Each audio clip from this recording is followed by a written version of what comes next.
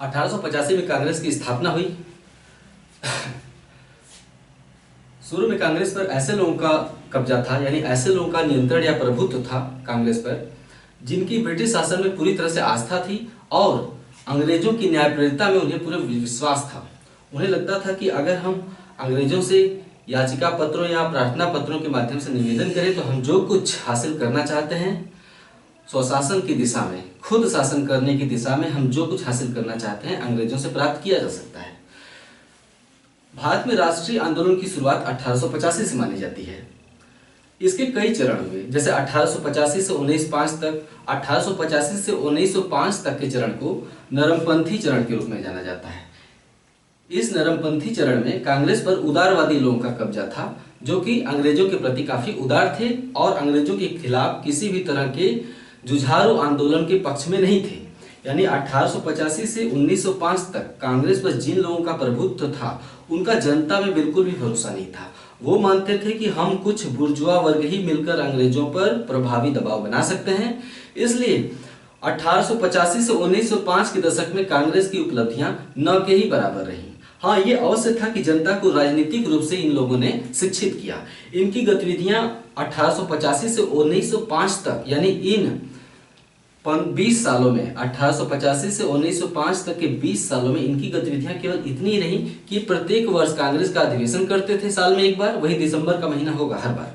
दिसंबर के महीने में हर साल अधिवेशन करते थे, कुछ प्रस्ताव पारित करते थे, बहुत ही उदारवादी प्रस्ताव, जिससे अंग्रेजों को कोई विशेष दिक्कत भारत में शासन करने में नहीं होती थी। अंग्रेज भी खुश थे कि चलो कांग्रेस कहीं न कहीं से सेफ्टी वॉल्व के रूप में काम कर रही है, यानी भारतीयों के मन में जो गुस्सा था, असंतोष था, वो कहीं न कहीं से कांग्रेस मंच के माध्यम से निकल जा रहा है।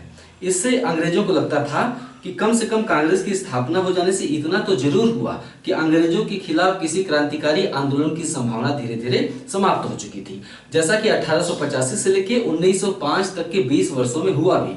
1885 से लेकर 1905 तक के 20 वर्षों में अंग्रेजों के खिलाफ कांग्रेस या किसी भी अन्य राजनीतिक संस्था द्वारा कोई बड़ा आंदोलन नहीं चलाया जा सका, क्योंकि कांग्रेस ने बखूबी एक सेफ्टी वॉल्व के रूप में काम किया, यानी गुस्से को निकल जाने के लिए, एक असंतोष को निकल जाने के लिए एक मंच चाहिए था और कांग्रेस ने वो अंग्रेजों को दे दिया था।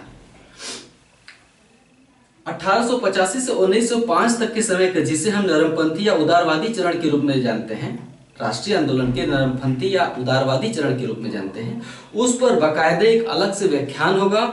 उसमें हम उदारवादी या नरमपंथी नेताओं की उपलब्धियों पर चर्चा करेंगे, कांग्रेस ने इस 20 वर्षों के काल में क्या हासिल किया उस पर चर्चा करेंगे, राष्ट्रीय आंदोलन की 20 वर्षों में प्रगति क्या रही, देश हित में कांग्रेस ने इस 20 वर्षों में क्या कुछ हासिल किया उस पर भी चर्चा करेंगे। एक लेक्चर अलग से होगा, उसमें आप कांग्रेस की स्थापना से भारत को लाभ क्या होता है, राष्ट्रीय आंदोलन की प्रगति में क्या मदद मिली, इस पर एक अलग से लेक्चर होगा, आप बाकायदे समझेंगे। लेकिन कांग्रेस की स्थापना के बाद शुरू की 5-6 अधिवेशनों में जो कुछ घटित हुआ वो परीक्षाओं के लिहाज से महत्वपूर्ण है, इसलिए उसे नजरअंदाज नहीं किया जा सकता। यही कारण है कि प्रथम अधिवेशन तो मैं पढ़ा चुका हूं, उसके बाद द्वितीय अधिवेशन, तृतीय अधिवेशन, चतुर्थ अधिवेशन, 5वां अधिवेशन और 6ठा अधिवेशन में क्या क्या हुआ, ये अधिवेशन कहाँ हुए, अध्यक्षता किसने की, प्रस्ताव कौन कौन से पारित हुए, कांग्रेस अधिवेशन में अड़चने कहाँ कहाँ पर आई, अंग्रेज अधिकारियों ने सहयोग किया या कांग्रेस का विरोध किया, ये सब कुछ जानने के लिए इन 6 अधिवेशनों के बारे में अलग से एक स्टडी कर ली जाती है। वैसे तो कांग्रेस अधिवेशन कहाँ हुए, किस वर्ष हुए, उसकी अध्यक्षता किसने की, ये 1947 तक महत्वपूर्ण है, लेकिन वो राष्ट्रीय आंदोलन की प्रगति के दौरान ही आप पढ़ लेंगे, उसको अलग से पढ़ने की जरूरत नहीं है। लेकिन शुरू के 6 अधिवेशन अलग से पढ़ने की आवश्यकता हो जाती है, क्योंकि कांग्रेस की अधिवेशन शुरू में 5-6 साल किस तरह से धीरे धीरे आगे बढ़े, उससे राष्ट्रीय आंदोलन कहां तक खिसका आगे बढ़कर क्या कुछ हासिल हुआ, इन 6 अधिवेशनों से आप मोटा मोटा अंदाजा लगा लेंगे कि राष्ट्रीय आंदोलन की प्रगति में, यानी स्वतंत्रता संघर्ष की आगे जाने में बाधक तत्व क्या क्या थे, ये 1905 तक उभर कर सामने आ गए थे। शुरुआती 6 अधिवेशन में ही इसकी झलक मिल जाती है, यहाँ से फैक्ट भी खूब पूछे जाते हैं, इसलिए इनको अलग से पढ़ना जरूरी था। पहला अधिवेशन मैंने बताया था कि मुंबई में हुआ था, WC बनर्जी की अध्यक्षता में। पहले अधिवेशन में 72 सदस्य शामिल हुए थे और कुल 9 प्रस्ताव पारित किए गए थे कांग्रेस मंच पर। ये 9 प्रस्ताव कौन कौन से थे उनके बारे में बताना रह गया था। पहले अधिवेशन में कांग्रेस मंच पर 9 प्रस्ताव पारित हुए थे, उसकी जानकारी हम पहले ले लेते हैं। कौन कौन से वो 9 अधिवेशन? हम 9 अधिवेशनों पर बातचीत नहीं करेंगे, उनमें से वही प्रस्ताव कौन कौन से 9 प्रस्ताव पारित हुए उन सभी के बारे में जानना जरूरी नहीं है। जो महत्वपूर्ण है परीक्षा के लिहाज से जो पूछे जाते हैं, परीक्षा के लिहाज से भी महत्वपूर्ण है कि पहले अधिवेशन में कितने प्रस्ताव पारित हुए। जैसे कि हमने बताया था कि परीक्षा के लिहाज से ये भी महत्वपूर्ण है कि पहले अधिवेशन में किसने सदस्य प्रतिभाग किए, 72 सदस्यों ने भाग लिया था। इसी तरह 9 प्रस्ताव पारित हुए, इसीलिए हमने इसे नीले कलर से लिखा है, इसे याद रखिएगा। पहले अधिवेशन में 9 प्रस्ताव। जब हम परीक्षा देने जाते हैं ना, तो हम किताब पढ़ के चले जाते हैं, हम सोचते हैं कि हम सब कुछ पढ़ चुके हैं, लेकिन इन्हीं छोटी छोटी बातों पर जब हम ध्यान नहीं देते हैं और परीक्षा दे के बाहर निकलते हैं तो लगता है कि ओह, ये तो हम कई बार पढ़े थे लेकिन ध्यान नहीं दिया। इसलिए जो कुछ भी मैं नीले कलर से लिख देता हूं उस पर विशेष ध्यान दिया करिए। 9 प्रस्ताव जो हुए थे, भारत में अंग्रेजों के शासन के लगभग 150 वर्ष हो चुके थे। भारत में अंग्रेजों के शासन के लगभग 150 वर्ष हो चुके थे।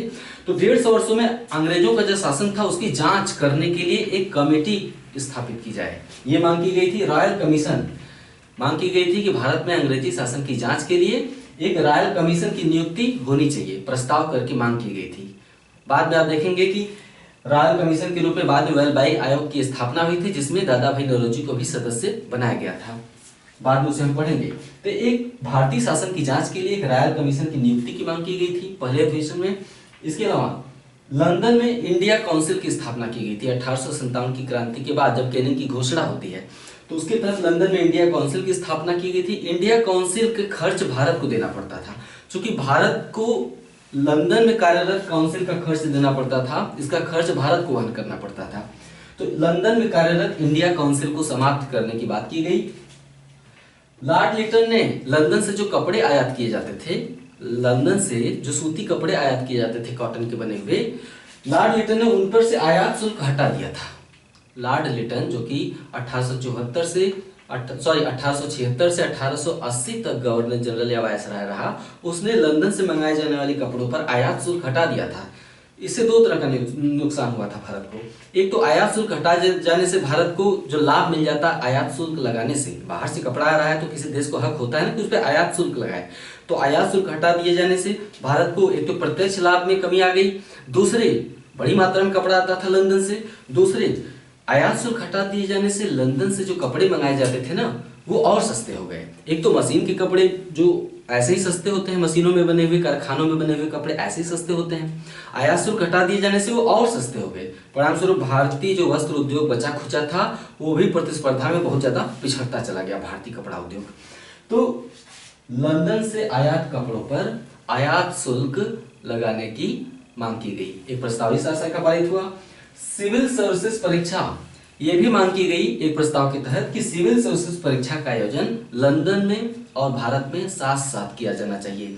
साथ ही प्रस्ताव में यह भी कहा गया कि सिविल सर्विसेज परीक्षा में बैठने की आयु 19 वर्ष से बढ़ाकर 23 वर्ष की जानी चाहिए। सर्वप्रथम 1923 में जाकर, यानी काफी बाद, मांग तो 1885 की गई, काफी बाद 20-25 वर्षों बाद यानी 1923 में जाकर, 35 वर्ष बाद लगभग 1923 में जाकर भारत में भी सिविल सर्विसेज का परीक्षा होना प्रारंभ हुआ। भारत में सिविल सर्विसेज परीक्षा कब प्रारंभ हुई? 1923 में पहली बार हुई थी। हालांकि मांग अभी की गई थी कि भारत और लंदन दोनों जगह परीक्षा का आयोजन किया जाए। अंग्रेज जो सेना रखते थे या जो लड़ाइयां करते थे पड़ोसी देशों के साथ, उनका खर्च भी भारत को देना पड़ता था। तो ये मांग की गई कि सैन्य व्यय में आप कटौती लाइए, क्योंकि उस आपके साम्राज्य विस्तार से भारतीयों को किसी प्रकार का लाभ तो होना नहीं है, तो सैन्य व्यय में कटौती की मांग की गई। 9 प्रस्ताव में ये 5 प्रकार के प्रस्ताव खास थे, इसलिए यहाँ पे मैंने शामिल किया। इन्हें याद कर लीजिएगा कि पहले अधिवेशन में 9 प्रस्ताव पारित हुए, इनमें ये 5 खास थे। दूसरे अधिवेशन पर चर्चा करते हैं। दूसरा अधिवेशन कलकत्ता में 1886 में होता है, पहला मुंबई में हुआ था। अब भारतीय, जब हम अधिवेशन को पढ़ते हैं ना, अधिवेशनों को याद करने का सबसे अच्छा तरीका जानते हैं क्या है? जब भी अधिवेशनों को याद करिए तो इंडिया का मैप, भूगोल मेरे साथ आप पढ़े हैं ना, मुंबई कहाँ है, कलकत्ता कहाँ है, मद्रास कहाँ है, नागपुर कहाँ है, दिल्ली कहाँ है, इलाहाबाद कहाँ है, सब कुछ जानते हैं ना, भोपाल कहाँ है। तो जब भी अधिवेशनों को याद किया करिए तो अपने माइंड में इंडिया का मैप लाइए और उसमें उस खाके में, इंडिया के मैप के खाके में बिठा कर इसे याद करेंगे तो आसानी से याद हो जाता है। तो द्वितीय अधिवेशन 86 में कलकत्ता में आयोजित हुआ था। इसकी अध्यक्षता Dadabhai Naoroji, grand old man of India इन्हें कहा जाता है, इन्होंने अध्यक्षता की।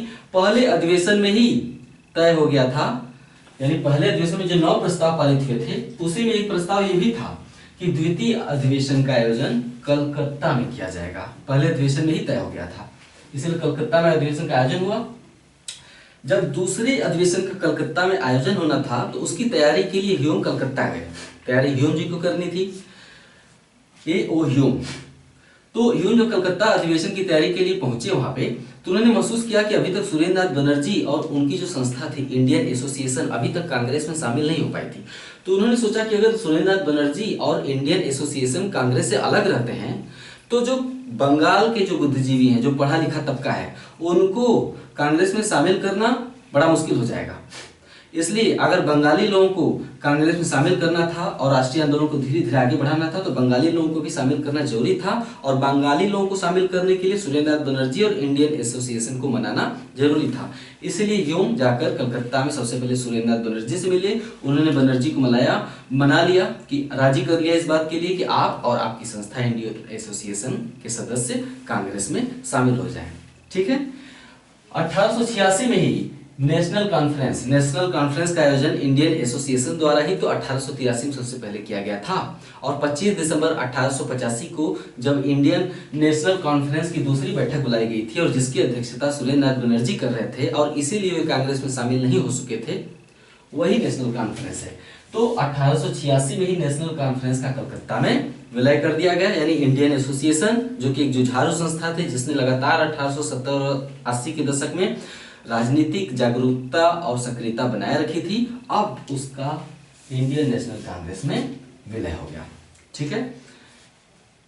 कलकत्ता अधिवेशन जब समाप्त होता है तो वायसराय डफरिन ने व्यक्तिगत हैसियत से प्रतिभाग करने वाले सदस्यों को गार्डन पार्टी दी, लेकिन सुरेंद्र नाथ बनर्जी उसमें शामिल नहीं हुए। क्यों? एक ऐसा आईसीएस अधिकारी, पूर्व आईसीएस अधिकारी जो लगातार 70 और 80 के दशक में अंग्रेजों के खिलाफ आंदोलन चलाता रहा, सिविल सर्विसेज आंदोलन, है ना, एल्बर्ट बिल के समर्थन में आंदोलन, आर्म्स एक्ट के विरोध में आंदोलन, है ना, देसी भाषा समाचार पत्र अधिनियम के विरोध में आंदोलन, वैसा व्यक्ति जो कि अंग्रेजों का लगातार विरोध करता रहा था, वो डफरिन महोदय द्वारा दी जाने वाली पार्टी में कैसे शामिल हो सकता था?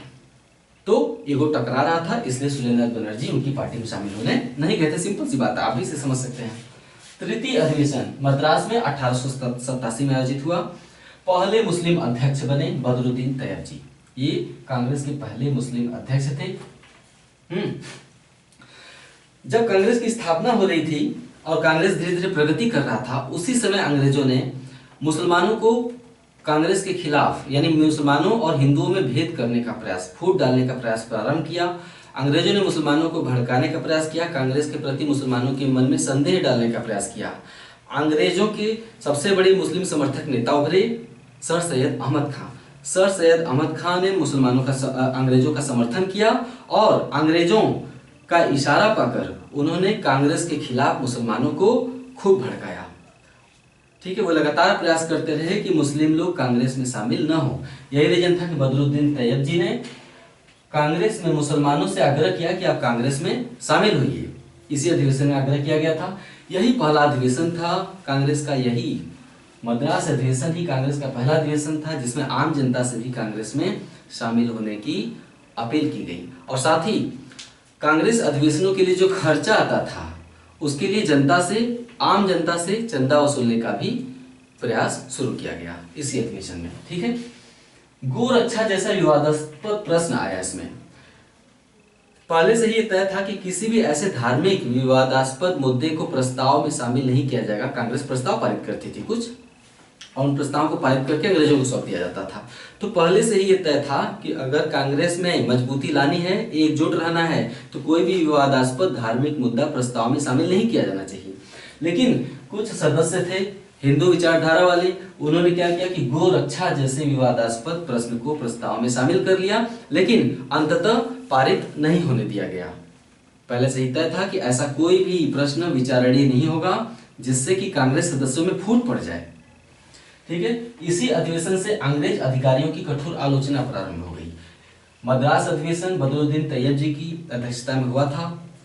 इसी अधिवेशन में सबसे पहले अंग्रेज अधिकारियों यानी वायसराय से लेकर जितने बड़े अधिकारी थे उनकी कटु आलोचना प्रारंभ हो गई। सूर्यनाथ बनर्जी जैसे लोग भी इसमें शामिल थे।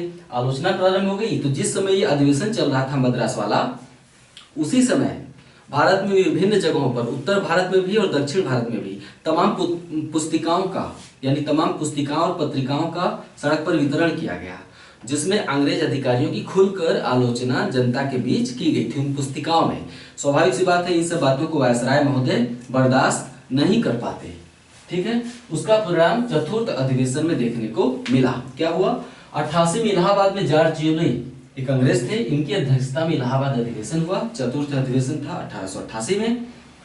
डफरिन पहले से ही नाराज थे, पुस्तिकाओं का वितरण किया गया था, अंग्रेजों के खिलाफ उनकी आलोचना की गई थी और साथ ही अधिवेशन में भी अधिकारियों की आलोचना कर दी गई थी। डफरिन महोदय नाराज थे, उन्होंने कांग्रेस की खुलकर आलोचना करनी प्रारंभ कर दी। अब उन्हें लगने लगा कि कांग्रेस हमारी मुट्ठी से बाहर निकल रही है, तो उन्होंने कांग्रेस की खिल्ली उड़ाते हुए कहा कि कांग्रेस सूक्ष्मदर्शी अल्पसंख्यकों की प्रवक्ता है। ये कथन बार बार, बात छोटी सी है लेकिन प्रश्न पूछ दिया जाता है, आप नहीं हल कर पाएंगे तो एक सवाल गलत।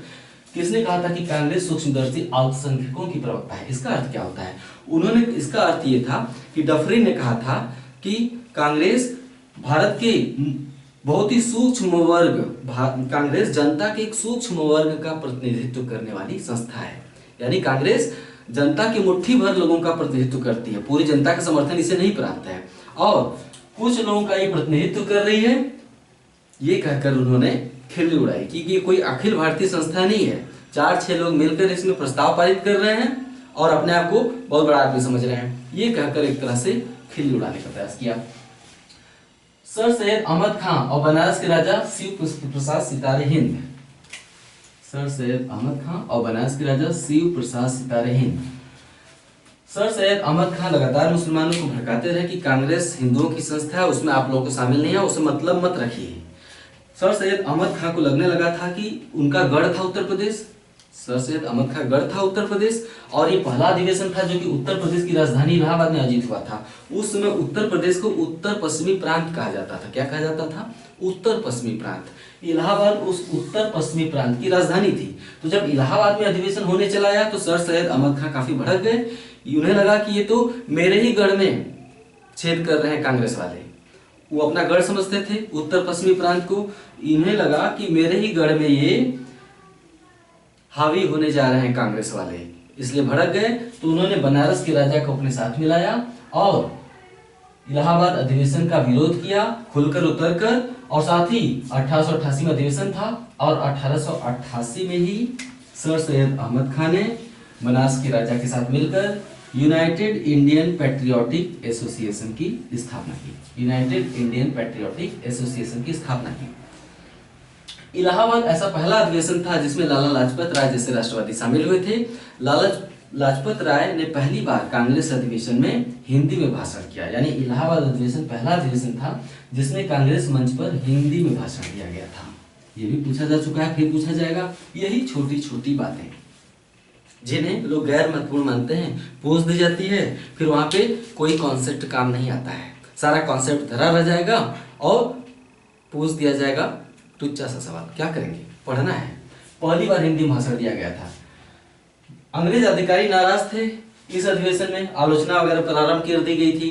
तो कांग्रेस सदस्यों ने जो नाराज अंग्रेज अधिकारी थे उन्हें मनाने का प्रयास शुरू कर दिया है। इस अधिवेशन में प्रयास किया कि ऐसा कुछ किया जाए कि ये लोग जो नाराज होते जा रहे हैं अंग्रेज, क्योंकि अंग्रेज नाराज रहेंगे तो हम लंबे समय तक टिक नहीं पाएंगे।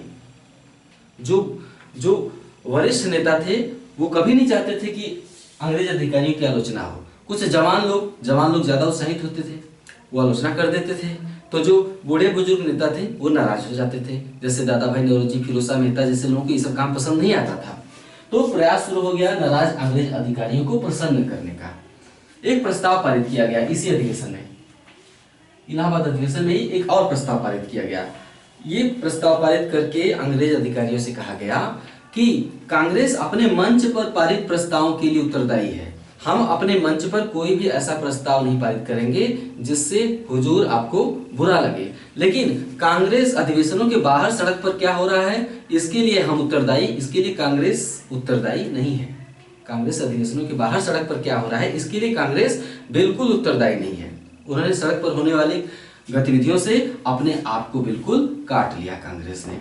और साथ ही यह भी कहा गया, यह भी तय किया गया कि अब जनता में प्रचार प्रसार हम बिल्कुल नहीं करेंगे। कांग्रेस ने प्रस्ताव में यह भी शामिल किया कि कांग्रेस अब जनता के बीच नहीं जाएगी, जनता के बीच प्रचार प्रसार अंग्रेजों के खिलाफ, अंग्रेज अधिकारियों के खिलाफ बिल्कुल नहीं करेगी। यह भी तय किया गया कि अब प्रचार का क्षेत्र भारत नहीं बल्कि लंदन को बनाया जाएगा। प्रचार का क्षेत्र भारत नहीं बल्कि लंदन को बनाया जाएगा। लंदन में कांग्रेस का प्रचार करने के लिए 1889 में लंदन में कांग्रेस की ब्रिटिश कमेटी की स्थापना हुई। कांग्रेस का लंदन में प्रचार करने के लिए परिणाम स्वरूप 1889 में लंदन में कांग्रेस की ब्रिटिश कमेटी की स्थापना हुई। ब्रिटिश कमेटी ने ही, कांग्रेस की ब्रिटिश कमेटी ने ही कांग्रेस का प्रचार करने के लिए वहां पर एक इंडिया नामक पत्र निकाला। कहां पर? लंदन में। कांग्रेस की ब्रिटिश कमेटी की स्थापना लंदन में, इंडिया नामक पत्र निकाला कांग्रेस का प्रचार करने के लिए। यानी एक ऐसी संस्था जो भारतीय जनता के बीच अपना प्रचार नहीं कर रही है, वो लंदन में जाके प्रचार कर रही है। ठीक है। पंचम अधिवेशन, पांचवा अधिवेशन मुंबई में फिर हुआ, है ना। पहला मुंबई में हुआ था, पांचवा फिर मुंबई में हुआ 1889 में। विलियम वेडरबर्न इसकी अध्यक्षता की। विलियम वेडरबर्न ने इसकी अध्यक्षता की। लंदन में कांग्रेस के प्रचार प्रसार का परिणाम ये हुआ कि ब्रिटिश संसद के सदस्य चार्ल्स ब्रैडला मुंबई अधिवेशन में शामिल होने भारत आए। ठीक है। इसका परिणाम ये हुआ कि 1889 के अधिवेशन में ब्रिटिश संसद के सदस्य चार्ल्स ब्रैडला इस अधिवेशन में शामिल होने के लिए भारत आए। छठा अधिवेशन में क्या खास है? कलकत्ता में हुआ, क्योंकि शुरू के 5-6 अधिवेशन सभी खास है। कहाँ हुआ, किसने अध्यक्षता की, किस वर्ष हुआ, देखते रहिए। फिरोज शाह मेहता इसकी अध्यक्षता किए थे। छठा अधिवेशन था, कलकत्ता में आयोजित हुआ था फिर से, यानी मुंबई के बाद यहाँ भी कलकत्ता में आयोजित हुआ था। पहला मुंबई, दूसरा कलकत्ता, फिर पांचवा मुंबई, फिर छठवां कलकत्ता, क्रम वही है। कलकत्ता विश्वविद्यालय की उसमें पहली महिला स्नातक थी, उनका नाम था कादम्बिनी गांगुली। कादम्बिनी गांगुली ने पहली महिला स्नातक के रूप में यहाँ पे सम्मान पाया और उनको मौका दिया गया कि कांग्रेस के सदस्यों को सार्वजनिक रूप से संबोधित करें। कांग्रेस मंच पर उपस्थित होकर उन्हें कांग्रेस सदस्यों को संबोधित किया, एक महिला के रूप में उन्हें सम्मान दिया गया था। ये हो गया कांग्रेस के शुरू के 6 अधिवेशन। अब कांग्रेस अधिवेशनों का राष्ट्रीय आंदोलन के दौरान अलग से विवरण और डिटेल में नहीं दूंगा। राष्ट्रीय आंदोलनों के दौरान कांग्रेस अधिवेशनों का राष्ट्रीय आंदोलन पर क्या प्रभाव पड़ा, किस किस अधिवेशन में कौन कौन से प्रस्ताव पारित होते चले गए, ये ऑटोमेटिक जब हम राष्ट्रीय आंदोलन की प्रगति धीरे धीरे पढ़ेंगे उसमें अधिवेशन अपने आप शामिल होते जाएंगे। एक बात और, अधिवेशन तो 1947 तक लगातार चले, लेकिन 10, 12, 14, 15 अधिवेशन ही खास महत्वपूर्ण है जहां से बार बार सवाल उठाया जाता है। आपने पढ़ा होगा लाहौर अधिवेशन, कराची अधिवेशन, है ना। लाहौर अधिवेशन, कराची अधिवेशन और नागपुर अधिवेशन, कुल मिला के 14-15 अधिवेशन ही खास है जहां से सवाल पूछा जाएगा। तो राष्ट्रीय आंदोलन की प्रगति हम पढ़ते चले जाएंगे, कांग्रेस अधिवेशनों में क्या कुछ खास हुआ ऑटोमेटिक उसी में शामिल कर लिया जाएगा। ठीक है। फिलहाल अगले अध्याय में क्या होगा, अगले वीडियो में 1885 से लेकर 1905 तक कांग्रेस पर किन बुर्जुआ वर्ग के, किन सोच और विचारधारा वाले लोगों का प्रभुत्व था। ये ऐसे लोग थे जिन्हें अंग्रेजों की न्यायप्रियता, उनकी ईमानदारी पर, है ना, नेक नियति पर पूरा भरोसा था अंग्रेजों की। ऐसे लोगों का प्रभाव था इस समय कांग्रेस पर लगातार 20 वर्षों तक। इस दौरान कांग्रेस ने क्या कुछ हासिल किया, राष्ट्रीय आंदोलन की प्रगति कैसी रही, हम इस पे बाकायदे कॉन्सेप्ट के साथ तथ्य को समेटते हुए अगले वीडियो में इसे क्लियर कर दिया जाएगा। राष्ट्रीय आंदोलन की प्रगति हो रही है धीरे धीरे। आने वाले समय में न केवल मेरा वीडियो ही तेजी से चलता जाएगा, बल्कि वास्तव में राष्ट्रीय आंदोलन की प्रगति को आप देखते चले जाएंगे। वास्तव में राष्ट्रीय आंदोलन की प्रगति 1905 से हुई, जब कांग्रेस पर गर्मपंथी विचारधारा वाले नेताओं का प्रभुत्व बढ़ा। बीच बीच में क्रांतिकारी आंदोलन भी, क्रांतिकारी आंदोलन के 2 चरण आप अलग से पढ़ेंगे, है ना। उसके बाद 3 चरण है, राष्ट्रीय आंदोलन की प्रगति के 3 चरण है। आज बता दूं, 1885 से 1905 और 1905 से 1916 या 1918 जब क्रांतिकारी आतंकवाद का चरण था। और तीसरा चरण है गांधीवादी चरण, जब गांधी जी का भारतीय राजनीति में आगमन होता है। तो राष्ट्रीय आंदोलन के उस तीसरे चरण को हम गांधीवादी युग के नाम से जानते हैं। इसी तरह से बढ़ता रहेगा। नमस्कार।